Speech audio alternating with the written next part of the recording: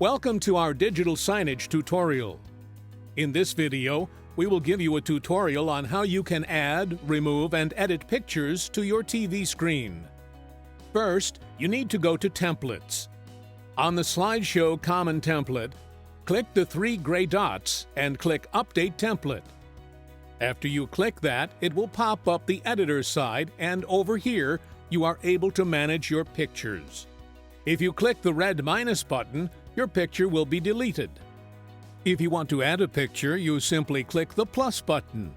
After you click the plus button, it will show you a picture, and you need to click the picture that was shown. When you click that picture, it will lead you to the library. This library will store your uploaded pictures. If you want to add a new picture, click Upload New Media. Click Choose File, and after that, you can choose the picture that you desire. After you have selected the picture, just click on Upload and click the red cross button on top of the new media upload.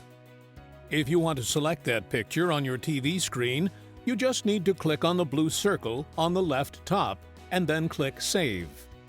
After a few minutes, your screen will fetch the image and it will show you the new uploaded picture. Thank you for watching. For further tutorial, please check our YouTube page.